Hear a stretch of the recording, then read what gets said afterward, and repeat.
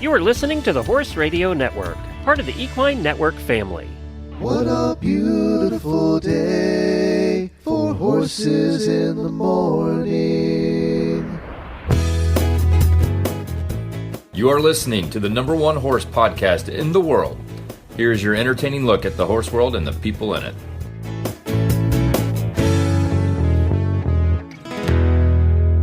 I'm Christy Landwehr.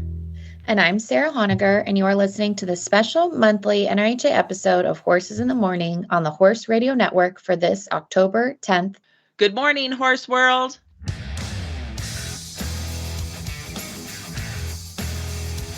It's the second Thursday of the month. That means it's time to slide in to the National Reining Horse Association episode of Horses in the Morning.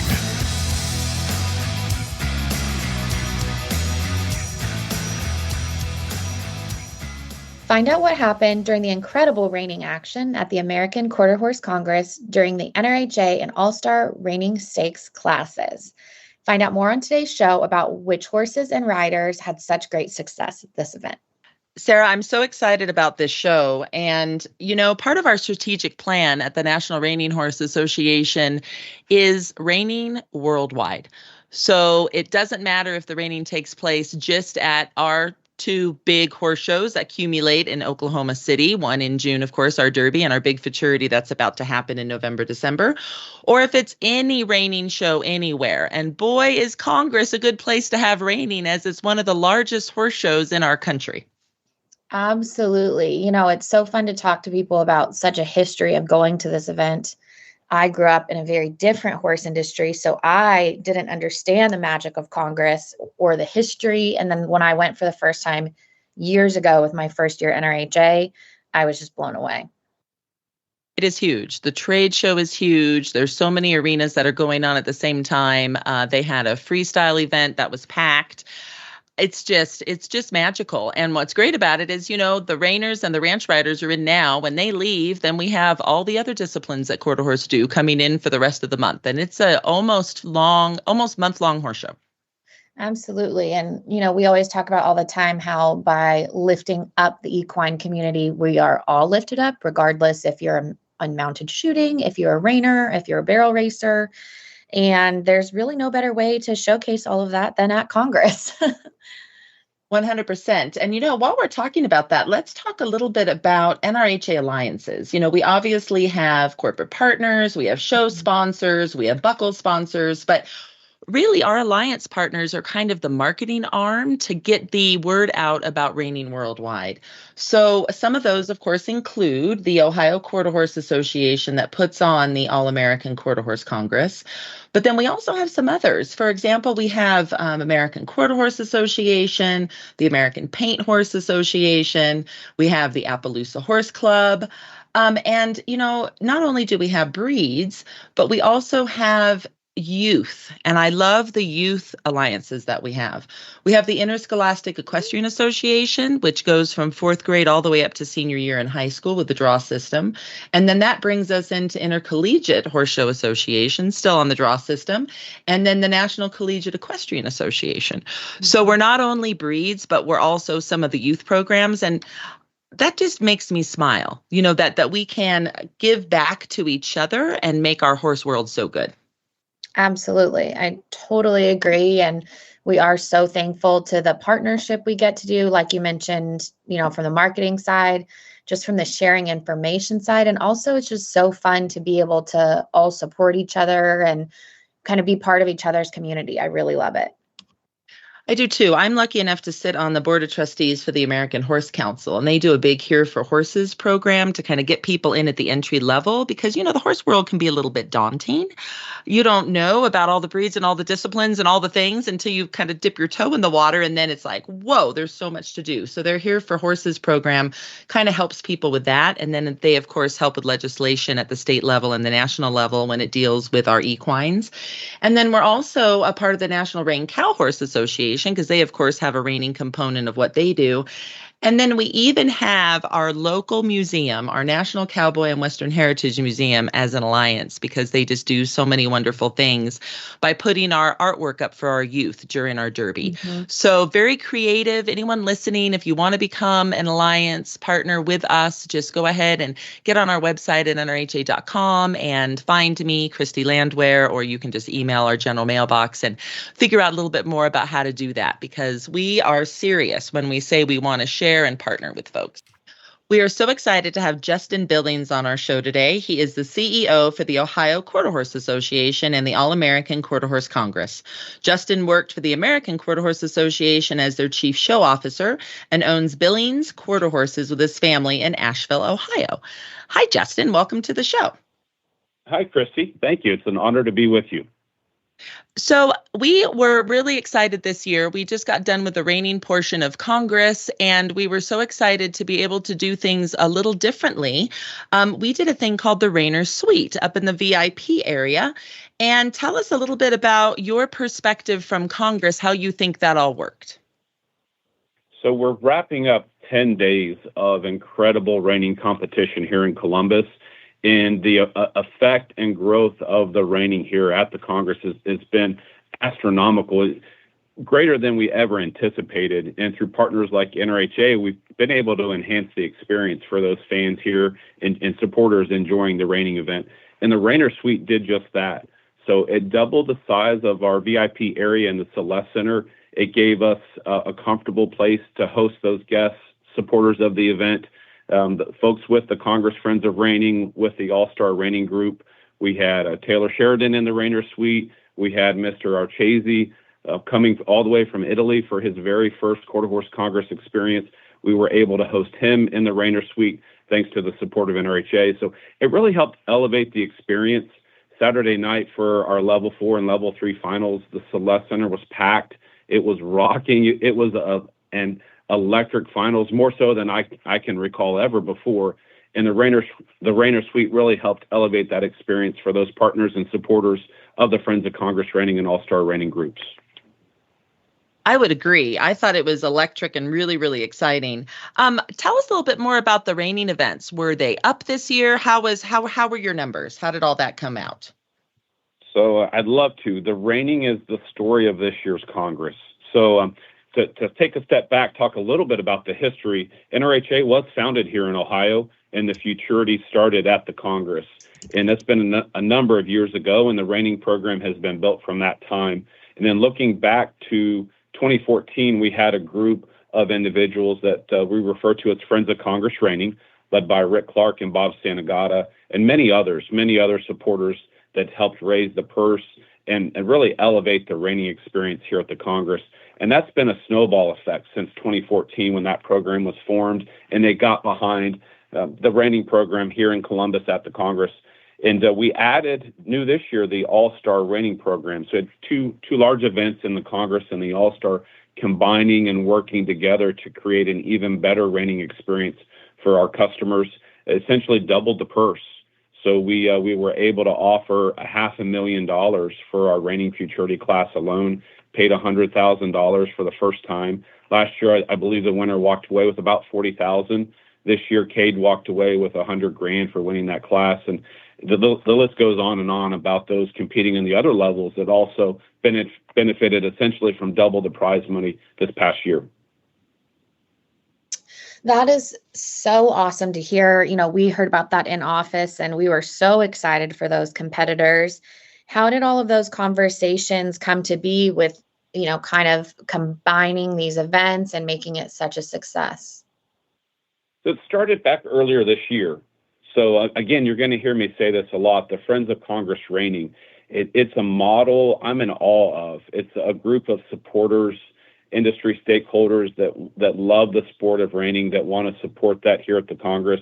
And they've helped revitalize the reining here. And that group, Rick Clark, they brought the All-Star folks to the table. And they knew there was some overlap with another major event. And they said, hey, why don't you all talk? Why don't you get together? There could be something here, some synergy where you could bring the Congress and the All-Star groups together and create an even better event than what we already have. And it did that.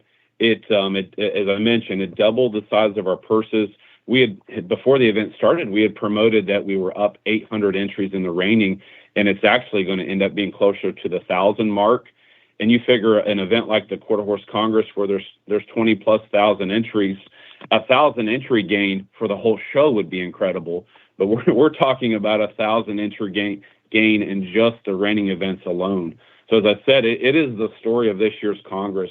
The momentum, the excitement, the industry plugging into the Congress and the All-Star partnership has been exceeded our expectations and really created a special Reining these past 10 days.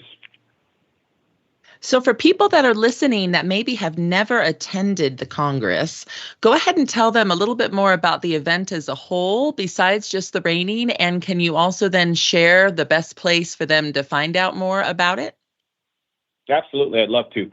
So a brief history there. The Quarter Horse Congress got its start in 1967, right here at the fairgrounds in Columbus, and has been here ever since. So this is the 57th year. It's produced by the Ohio Quarter Horse Association, and we have a board of directors and a tri-chairman that oversee the production of the Quarter Horse Congress, along with our core staff of 7. And then we have about 200 individuals that we hire to make the event happen. It has grown into the largest event of any kind in the city of Columbus, the largest event in the state of Ohio of any kind, and also the largest horse show in the world. So we're very proud of that growth. That's been a number of individuals over the years that have poured into the Ohio Quarter Horse Association and the Quarter Horse Congress and grown it into what it is. We refer to the Super Bowl of quarter horse competition. So the Reining, our highlight this year. We also feature several other disciplines.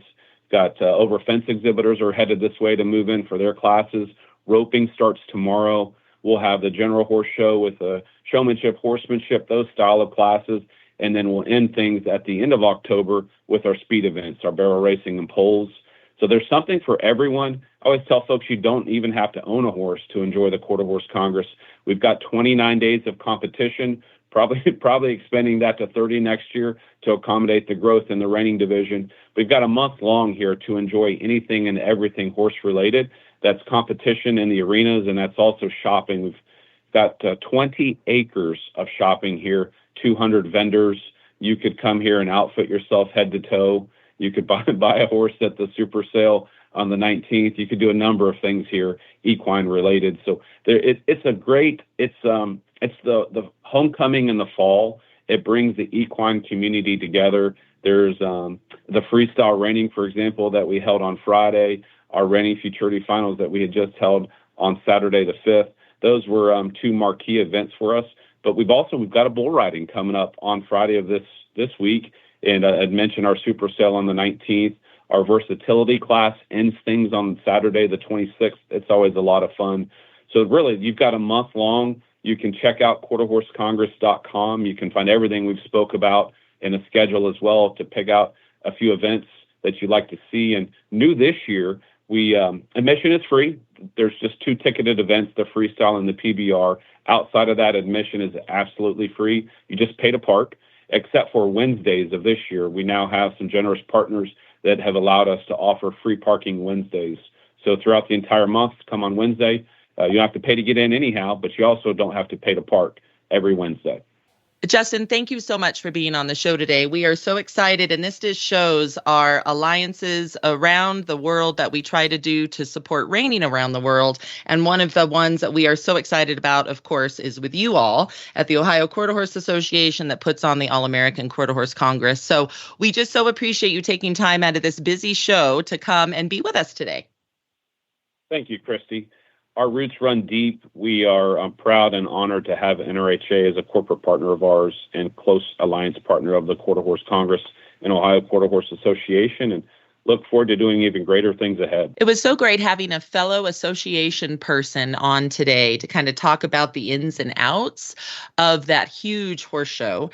And it was so good this year. I got to be there in person to see our whole Reiner suite. I want to start doing that at some of these other shows that have reining. I think it went over very well.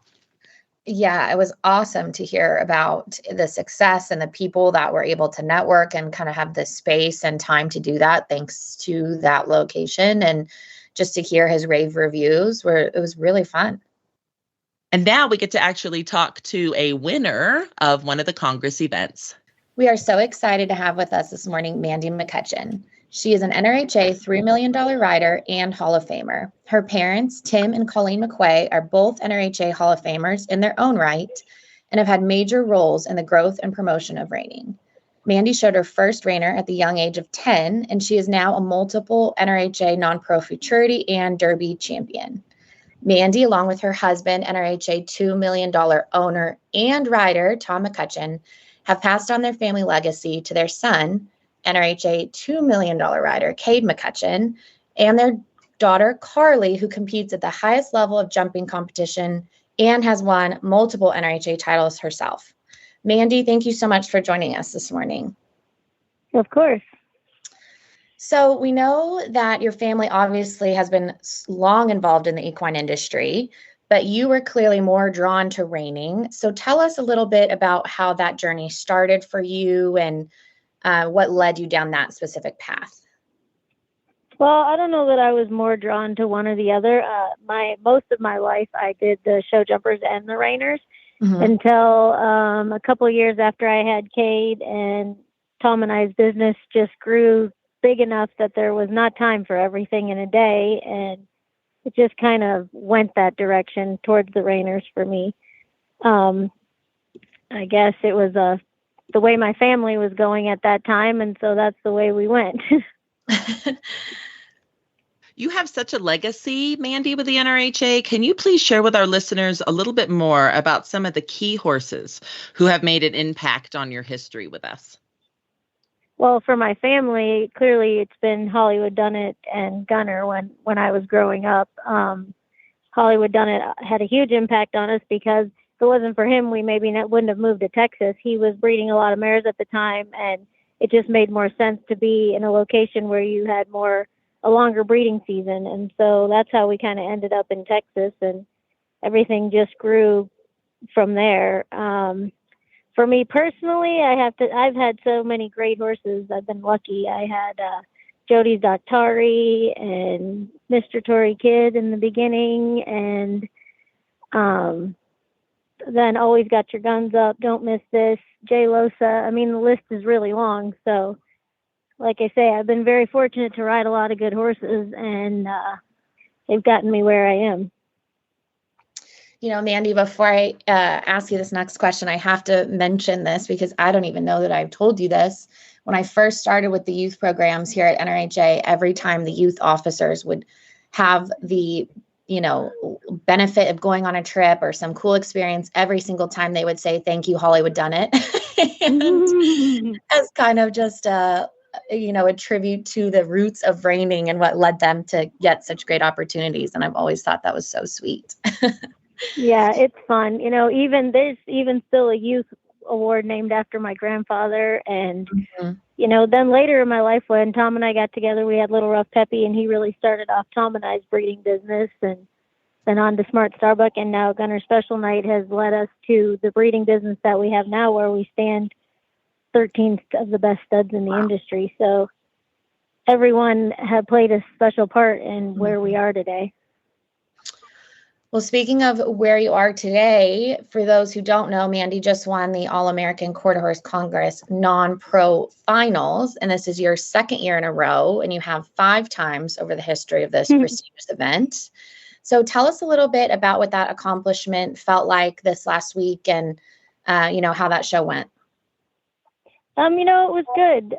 The Congress is kind of its own beast, and they do things a little different here, but I think that they are definitely trying to change with the times. There's a new manager in place in Justin, and I think that he has definitely got his ears open and wants to evolve with what reining is right now. And so I'm looking forward to see what he does for the Congress. The Friends of Reining has made it taken a big step for the Congress, and then now this year adding the All-Star Reining is even another big step. And so I feel like everything's going in the right direction.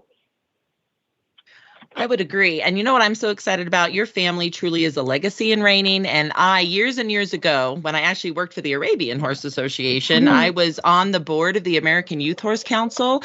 And we brought a ton of youth to your dad's place, to Tim McQuay's place. And he let these kids get on reiners.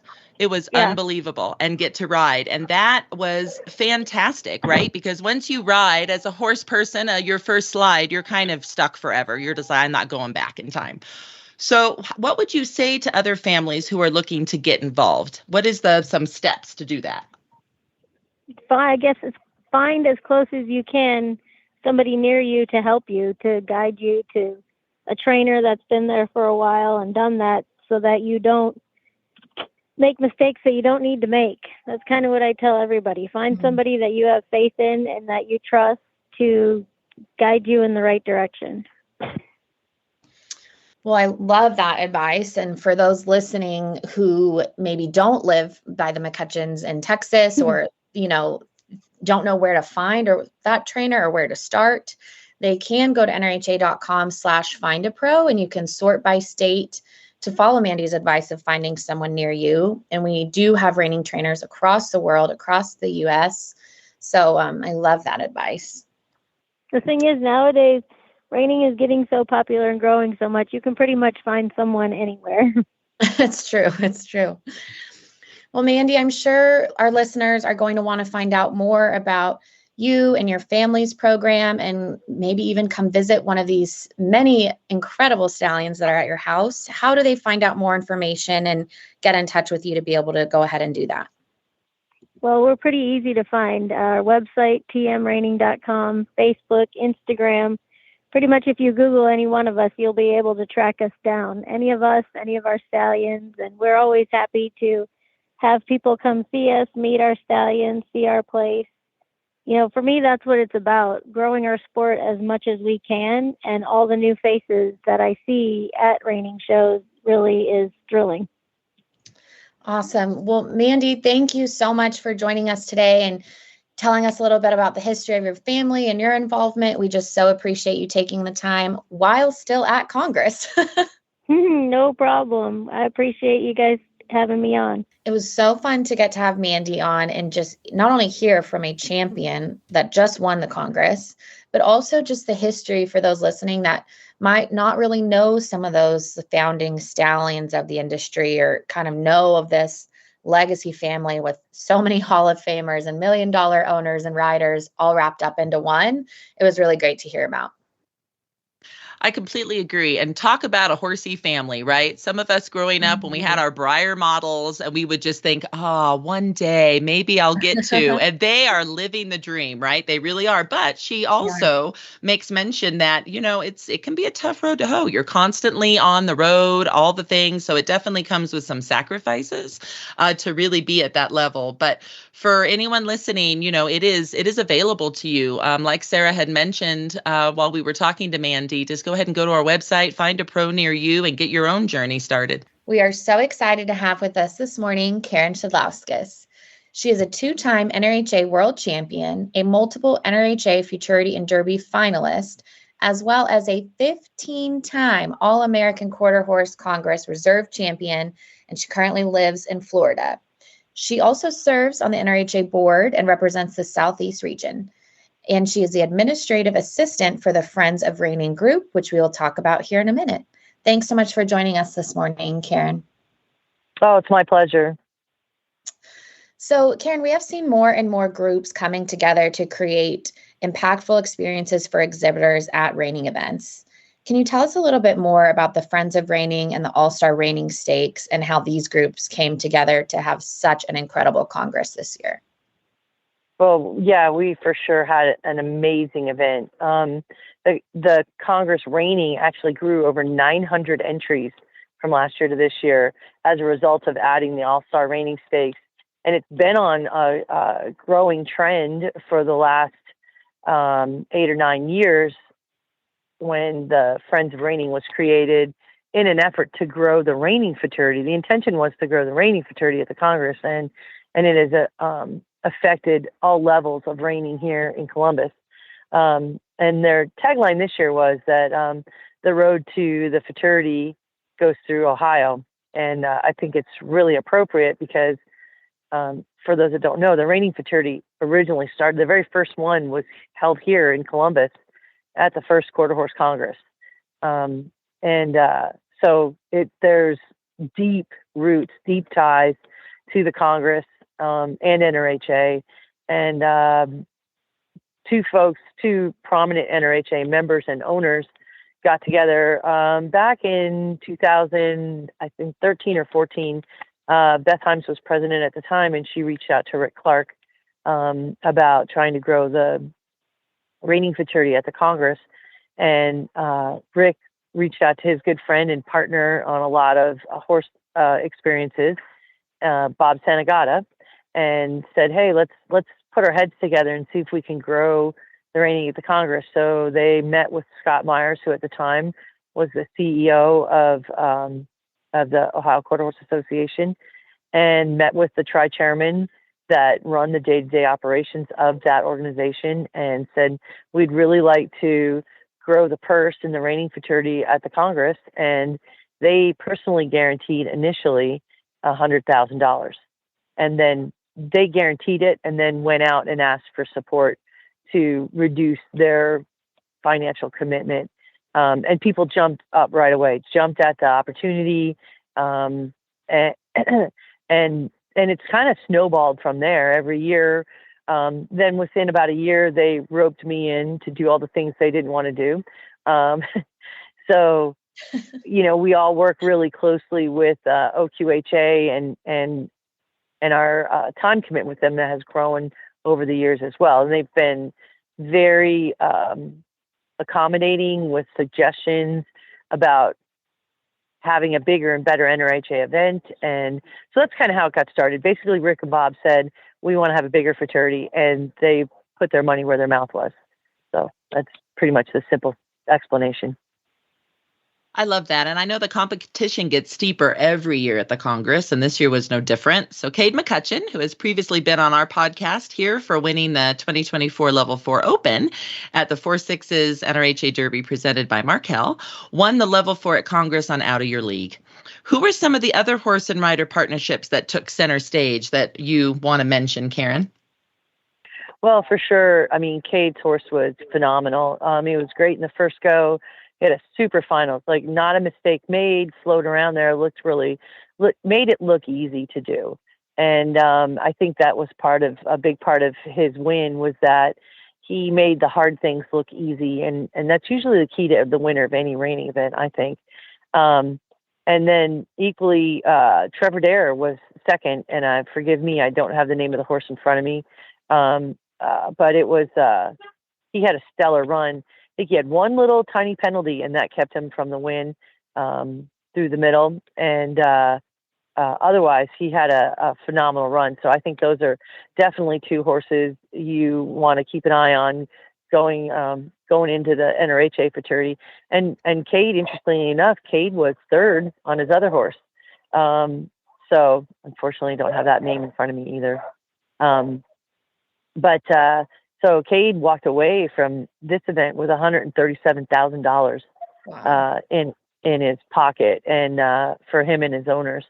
And that's something I probably should have mentioned in the first part was Rick and Bob. Their goal has always been to pay $50,000 to the winner of the Congress Reining fraternity, and we've been close with the purse, so close over the years. So at a dinner party earlier in the week, they were discussing the purse, and they had determined that the total purse between the All-Star and the Friends of Reining fraternity was about $87,000, and they said, "Boy, we really wish we could get it to $100,000."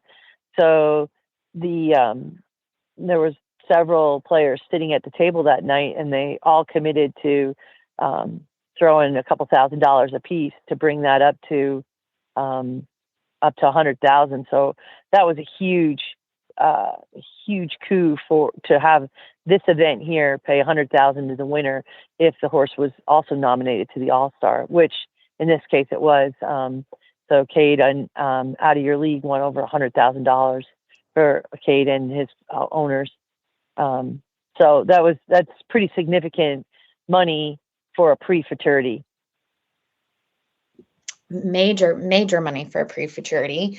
And Karen, you mentioned that the road to the futurity goes through Congress, and you just kind of really alluded to the fact that this is one of those major milestones on the way to the NRHA futurity. And I love that this is such a preview of what we're going to see, later this fall in Oklahoma City. So I know you commentated the feed here and you saw all these runs. So now what are your thoughts leading into the futurity? What do you think we're going to expect this year? Well, I will say this. I mean, you got to remember last year, Brian Bell won it on crystallized whiskey, won the Congress futurity from the last draw. And then he went right to Oklahoma City, and not only did he win the futurity there, he had won it in a runoff. So, I think that's always a cool opportunity to say, can it happen again? Because years ago when the NRHA futurity moved to Oklahoma City, they said, oh, nobody will win both. And then promptly, that was in 1986 when they moved that futurity to Oklahoma City. And then 1987, Bill Horn won the Congress futurity on a Spirit of Five owned by Frank Constantini, and then went to Oklahoma City and won it. So he didn't waste any time. And we've had several futurity champions do it. Wimpy's Little Step, Gonna Trash, KR Little Conquistador, and those are just the ones off the top of my head. I mean, a little research, I think we could come up with quite a few more, but this has always been a really good indicator of the talent pool going into Oklahoma City. And then, with the non-pro, here they call it the Reining Stakes because there's only a go round. I mean, only one run, not a go and a final. And Mandy McCutcheon won that, and Lane Colson was second. And they're both NRHA futurity champions, non-pro champions. So I think that the odds of seeing some of these horses in the winner's circle in Oklahoma City is strong. It's going to be such an exciting NRHA futurity. And for those listening, we are so fan friendly. We're going to be doing a big run guest program on the non-pro night and also on the open night where you can actually sit in the judge's seat and keep up and come up with a score right before our announcer announces and see how you place. So lots of fun things to do, amazing shopping as well. So hopefully all of you will come.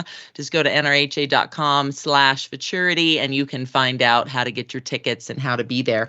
So Karen, as we wrap up today, how can folks find out more about the Friends of Reining and the All-Star Reining Stakes? Well, the Friends of Reining does not have a website or a web presence in any way. If you're interested in partnering up with the Friends of Reining in any way, you can always reach out to me or Rick Clark or Bob Santagata, and we can tell you how you can be involved and would welcome you. The All-Star Reining Stakes, that's a stallion breeding program. So they have an auction annually, a stallion auction where you can buy breedings to nominated stallions to this, and then you nominate your foal. You can also nominate to the All-Star Reining Stakes not having bought through their auction. So there's a couple of ways to get into it, and that website is allstarreiningstakes.com. Or you can reach out to Shannon Rafis or Vincenzo Santos, and they can help you navigate your way through that. But it's an exciting program, and they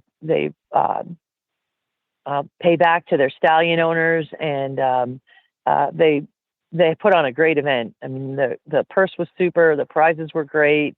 I think everybody was really excited about it. And today, the last 2 days was the non-pro. They offer a derby program as well. So yesterday was the non-pro derby, and it ran over 2 days here in Columbus. And then today's going on is the Open All-Star Reining Stakes Derby, running concurrently with the open classes here at the Congress. So there's lots of opportunities to show for them. And this is the first year All-Star Stakes moving to the Congress is the first time the Congress has ever had a derby event on site. So, it's just one more growth point to the Congress. Karen, thank you so much for being on the show today. You know, alliances are so important to NRHA and partnerships and kind of showing that we truly are promoting reining worldwide. And it was just so thrilling to be able to be a part of Congress this year at a very different level with our Rainer suite that we spoke about earlier on the show today with Justin. And it's just been a pleasure. So thank you again so much for taking time out of your busy schedule there at the show to come and join us today. Thank you for having me. It's been a great time visiting with you guys.